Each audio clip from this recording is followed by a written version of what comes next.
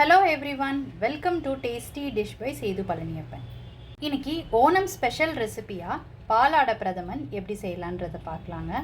இந்த ரெசிபி செய்கிறதுக்கு 1 cup rice அடை எடுத்து வச்சுருக்கிறேங்க. இந்த அடையை ஒரு 5 to 10 minutes ஊற வச்சு எடுத்துக்கலாங்க. ஊற வச்சு செஞ்சிங்கன்னா நல்லா சாஃப்டாக கிடைக்குங்க. ஒரு 5 to 10 minutes ஊற வச்சுருக்கிறேங்க.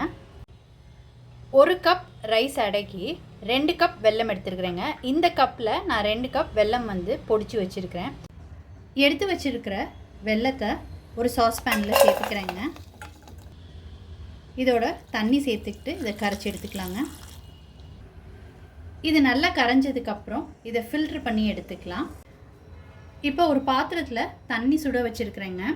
இதில் ஊற வச்சுருந்த அடையை சேர்த்துக்கிறேங்க.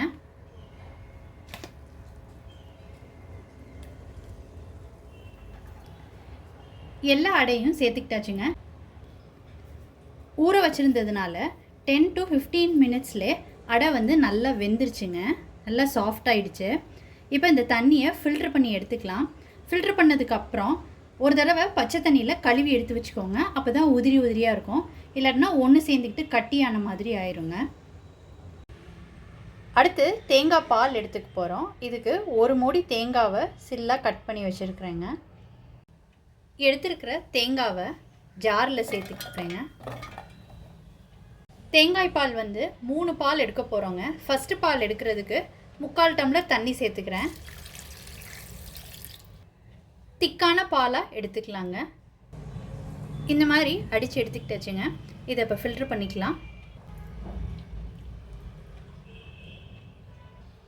முதல் பால் நல்லா திக்கான பாலாக கிடச்சிருச்சுங்க. இப்போ இது ஒரு பக்கம் இருக்கட்டும்.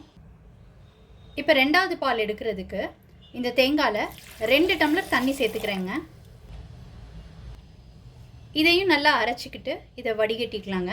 அடுத்து 3வது பாலுக்கு இந்த தேங்காயிலே 2.5 to 3 டம்ளர் தண்ணி விட்டு அதையும் நல்லா அடிச்சுக்கிட்டு ஃபில்ட்ரு பண்ணி எடுத்து வச்சுக்கோங்க தனித்தனியாக. தேங்காய் பால் ரெடி பண்ணியாச்சுங்க. இது முதல் பால் நல்லா திக்காக இருக்குது. இது 2வது பாலுங்க. இது 3வது பால். இந்த பால் ரொம்ப தண்ணியாக இருக்குது பாருங்கள். இப்போ ஒரு அடிகனமான பாத்திரம் எடுத்துருக்குறேங்க. அதில் கரைச்சி வச்சுருக்கிற வெல்லத்தை ஊற்றிக்கலாங்க. இந்த ஊற்றிருக்கிற வெல்லம் ஒரு கொதி வரட்டுங்க. வந்ததுக்கப்புறம் வேக வச்சுருக்கிற அடையை சேர்த்துக்கலாம். இப்போ ஒரு கொதி வர ஆரம்பிச்சிருச்சுங்க. வேக வச்ச அடையை இதில் சேர்த்துக்கிறேன். இதை நல்லா கலந்து விட்டுக்கோங்க. இது மிக்ஸ் பண்ணி விட்டுக்கிட்டே இருக்கணுங்க. இல்லாட்டினா அடி பிடிக்க ஆரம்பிச்சிடும். இது கொஞ்சம் திக்காக வரட்டுங்க. அடுப்பை மீடியமில் வச்சுக்கிட்டே குக் பண்ணிக்கோங்க. இதில் 1 ஸ்பூன் நெய் சேர்த்துக்கிறேன். ஒரு 4-5 ஸ்பூன் நெய் தேவைப்படுங்க இந்த ரெசிபி செய்கிறதுக்கு. மிடில் அப்பப்போ நெய் கொஞ்சம் விட்டுக்கிட்டே இருக்கணுங்க. வெல்லம்லாம் நல்லா வத்திடுச்சு. இப்போ இதில் 3வது பால் ஊற்றிக்கலாங்க. 3வதாக எடுத்து வச்ச தேங்காய் பாலை இதில் சேர்த்துக்கிறேன். இப்போ இதை நல்லா கலந்து விட்டுக்கலாங்க. அடுப்பை லோவில் வச்சுட்டு அதுக்கப்புறமாட்டி தேங்காய் பால் சேர்த்துக்கோங்க. சேர்த்துருக்கிற 3வது பால் கொஞ்சம் நல்லா வத்தி வரட்டுங்க. வந்ததுக்கப்புறம் நம்ம 2வதாக எடுத்து வச்ச தேங்காய் பாலை சேர்த்துக்கலாம். அடுப்பு லோ டு மீடியம் மாற்றி மாற்றி வச்சுக்கோங்க. இன்பிட்வீன் கிண்டிக்கிட்டே இருக்கணுங்க. இல்லாட்டினா அடி பிடிச்சிரும். நெய்யும் ஒரு ஸ்பூன் அப்பப்போ சேர்த்துக்கோங்க. நெய்யில் வேக வேக நல்லா டேஸ்ட் ரொம்ப சூப்பராக இருக்குங்க.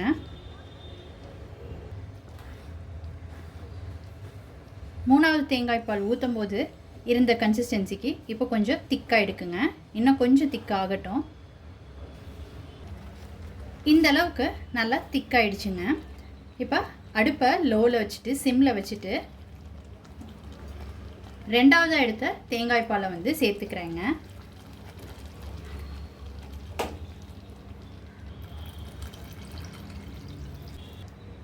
நல்லா கலந்து விட்டுக்கலாம். 2ஆம் தேங்காய் பால் ஊற்றுனதும் நல்லா திக்காயிடுச்சு. அடப்பிரதமன் செய்கிறதுக்கு ஒரு 4 ஸ்டெப் கண்டிப்பாக ஃபாலோ பண்ணுங்க.